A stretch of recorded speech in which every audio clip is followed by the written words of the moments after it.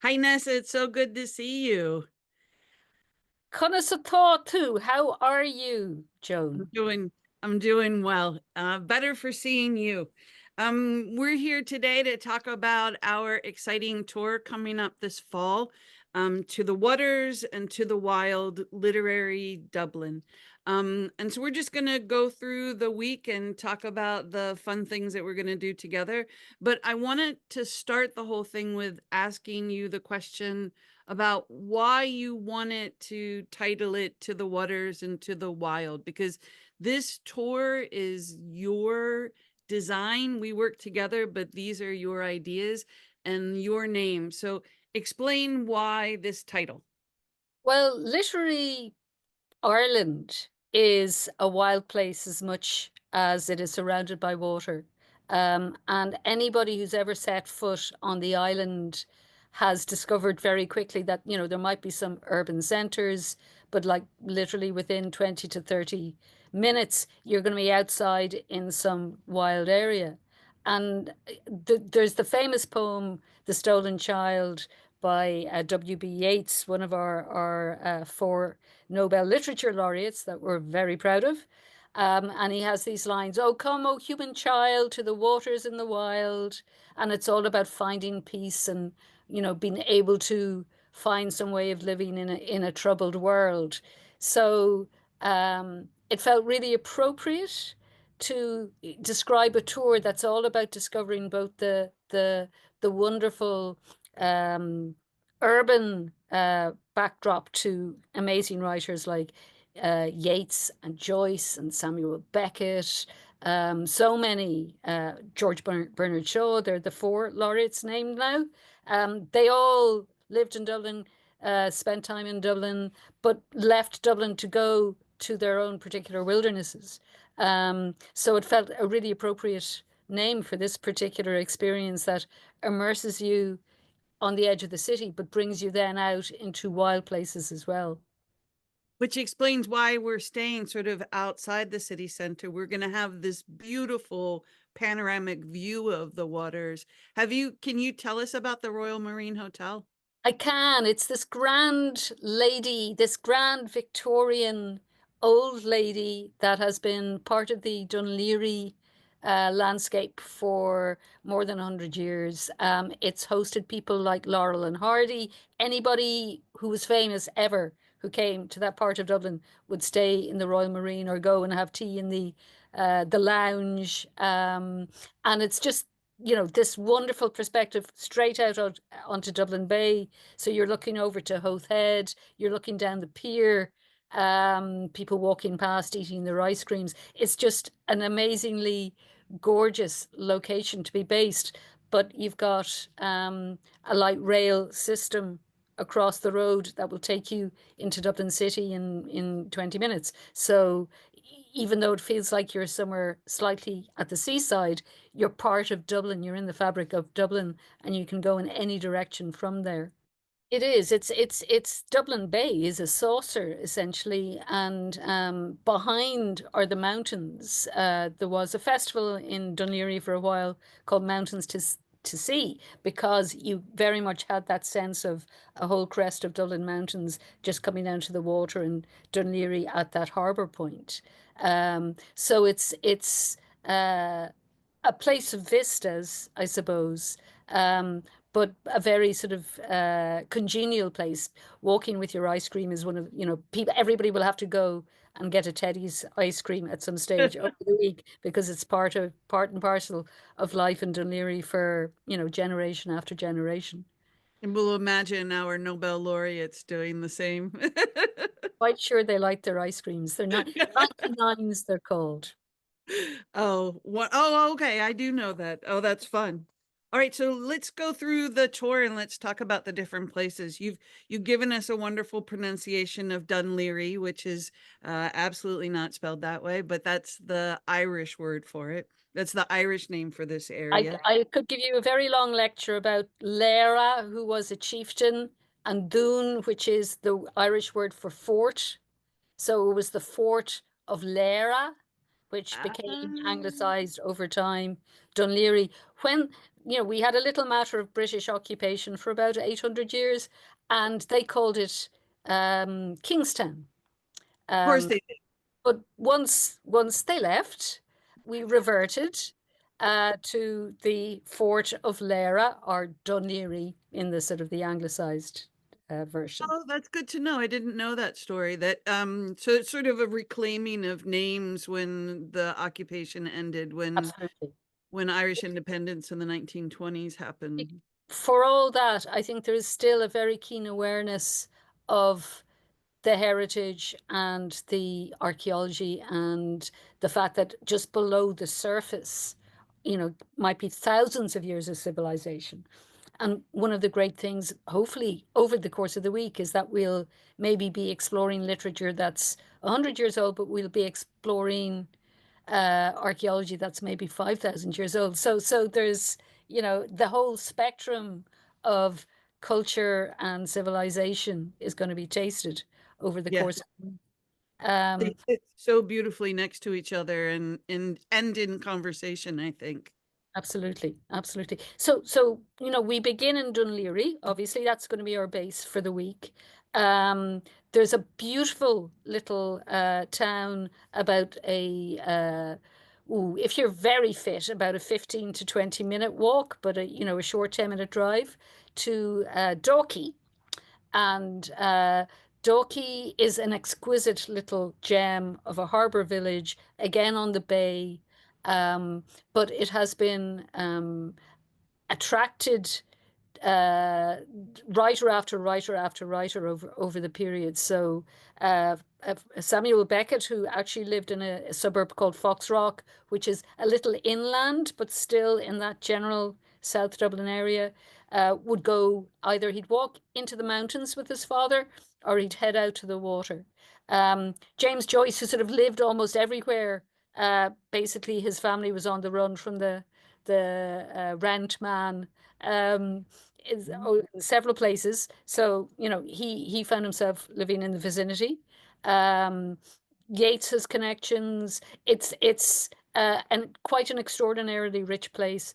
Maeve Binchy, who some of your viewers might know, wonderful writer of fiction in the 1980s and the 1990s, lived there for a Delightful. long time. Yeah, just delightful fiction, Yeah. really.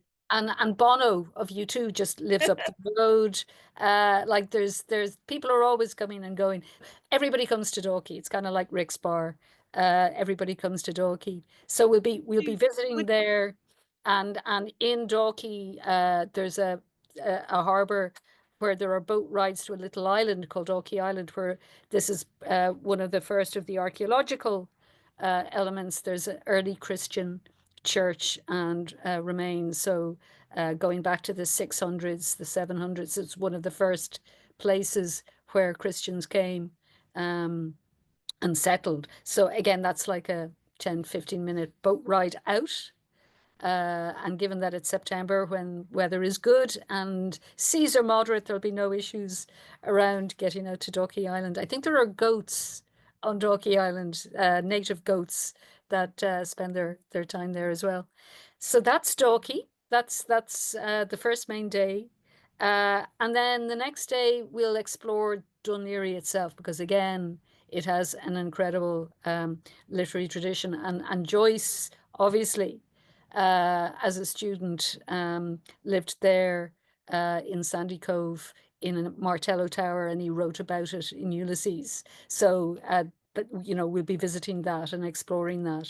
Um, and then, because we thought it would be a good opportunity to maybe try our own writing, there'll be a writing workshop. I'll be leading a writing workshop that afternoon um, in the Lexicon Library, which is this state-of-the-art, beautiful new library next door to the hotel. So we don't make you go very far at all. I think you might be getting to realize that literature is very important to us. It's just not things that are name checked. Um, People are so enthusiastic. They sort of live through these books and these experiences.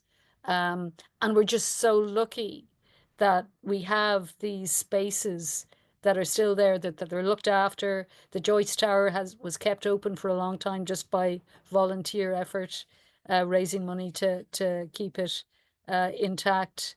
So it is an extraordinarily atmospheric place to go to imagine what Joyce looked out on, which is the Snot Green Sea. Wow. And imagine yourself inside that, I'm sure, very squalid living conditions that it would have been in the early 1900s when he was sharing with Oliver St. John Gogarty. And I think we are still a literary nation. We're certainly a nation of talkers. We're great readers. Yeah. Um, and at the moment, we have an extraordinary younger generation of writers that are just exciting the world all over the place. So it's not, literature in Ireland is not a museum piece. It's very much a living tradition. Uh, It is great fun to go and look at those museum exhibits from time to time, and we will be doing a bit of that yeah. segue. Well Um, done. Well done. but let's go back 5,000 years into the mythological past before we talk about the museums, because it is very clear that writers, so they've been influenced by landscape, but they've been also influenced by the extraordinary mythological landscape that we have in this country.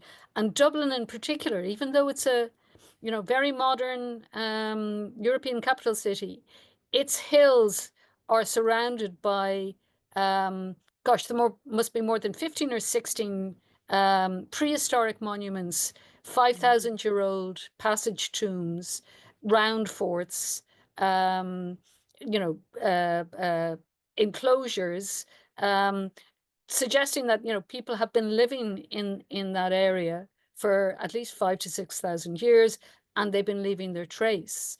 And probably County Meath, which is the neighbouring county north of Dublin, has the most famous and most exotic examples, in that there is Newgrange, which is a passage tomb, which essentially the central passage lights up when the sun rises on the winter solstice. So somehow the builders of this an amazing tomb in the 300,000 or 3,000, so before the pyramids, had sufficient knowledge of astronomy to be able to work out how to angle it so that the sun would come through this little light box, go all the way down this long chamber, and illuminate a center tomb. So where the elders were placed, cremated remains, some boned remains of people in little pockets around this chamber area. So it is extraordinary, but it's one of several in that area. So our visit will include that, Newgrange, and our Nouth, because that's another big one. And then a smaller tomb called Fornox, which is less well known. You have to go to the local family to get a key to get in. But again, it's got a very impressive inner chamber with carved stones, and again from a similar period of 5,000 years ago. So the knowledge of those places, I think, was part of the whole mythological story that Irish writers grew up in, through, responded to. So it would be impossible to sort of come and miss out somewhere like that. So we'll be doing that. That's the Wednesday. So then on the Thursday, it's the first of the 2 Dublin days. And again, you can't go to Dublin really without looking at Trinity College, which is one of the oldest universities in the British Isles. It was set up by Elizabeth I, and it is this extraordinary building right in the centre of Dublin. And it famously houses the Book of Kells, which is this again, I keep on using the word extraordinary. It's hard to avoid superlatives, but it is. It's a illuminated manuscript done by the monks back in the 600s or the 700s. Um, and it's a gospel, but it's a beautifully drawn and transcribed gospel with wild animals and dragon heads, and it's just an amazing piece of art. So every day they've turned over a page so that you get a chance to see a new page. So that'll be there. Uh, Next door almost to Trinity is the National Library, and they have a couple of really good writer exhibitions. They have a fantastic Yeats exhibition, um, and they also have one on Seamus Heaney, which is a very moving place. You hear his voice reading his poetry in various places. His desk that he worked on, which was a very modest looking desk, very Yeah. impressive that he Suits didn't him though, need a lot doesn't of it? grandiose stuff. Um, and then in the afternoon, there'll be a chance to visit, when we haven't mentioned him yet, Oscar Wilde's birth house where he grew up as a little boy, which is on the corner of Merrion Square. And it was where his father, who was a surgeon called Sir William Wilde, was practicing. And so that has been maintained as a museum. It's a great place. Lots of sort of 19th century Victorian surgical instruments in cases to terrify you. But there's a salon where Oscar Wilde's mother, who was herself a writer, called Esperanza, she would have literary salons. So the salon has been sort of set out the way she would have known it. So we're going to spend a little time there. Um, and then, because again, you can't come to Dublin and not really go into a pub, there are people who can take you on pub crawls, and they know where to go. And it's not like I don't know where to go, but there are people who can talk better than I can about the relevance of poems like the long or pubs like the Long Hall or the Stag's Head or Neary's, or you name it. It'll be on the tour. So Our writers like to go to the sea, but they also like to go to the pub. yeah, and Yeah. there is something still very unique about the atmosphere in a Dublin pub. But it's more to see the spaces, and like, Joyce was well known in various pubs, and he has a few of them in Ulysses. Flann O'Brien, who was a great Irish writer of the 1940s, 1950s, drank famously in the Palace Bar, and a lot of journalists from the Irish Times used to sort of write their copy there.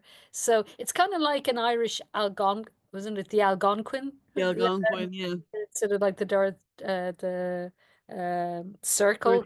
It's Parker, it's yeah. except it's a series of pubs around a circle in Dublin. Ah, Uh, oh, perfect. Don't want to walk too far to go to the next pub. yeah. So then the final full day is, we allow you some time in the morning for a bit of a shopping experience if you wanted, or just wander around.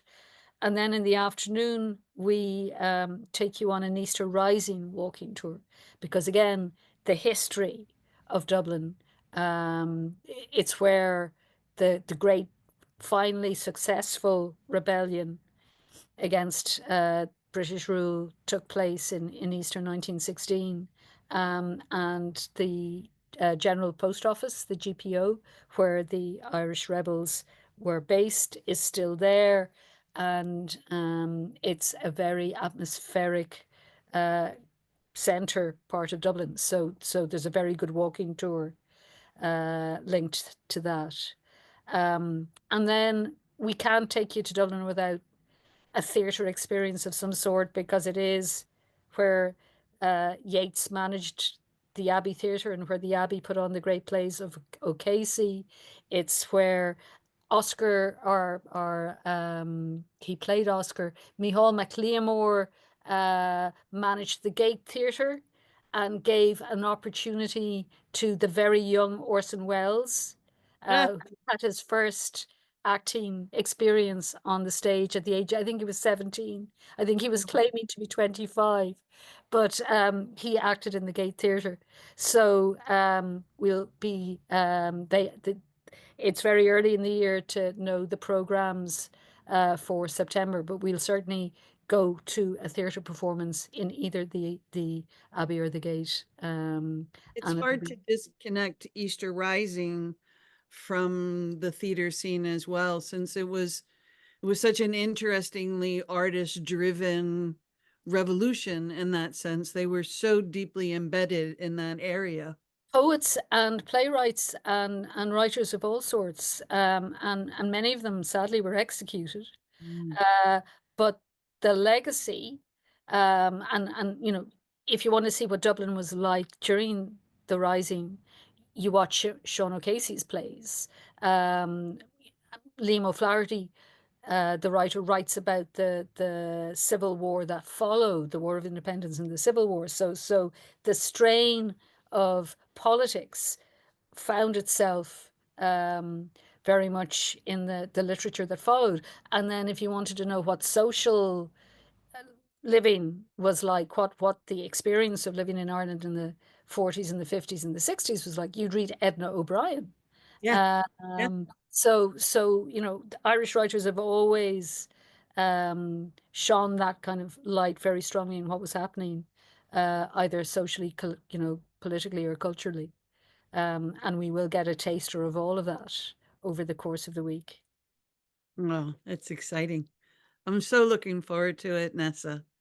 Um, the last thing I wanted to ask you is a very practical question. We've talked a little bit about the fact that it's going to be September and the weather will be nice, but let's talk about packing.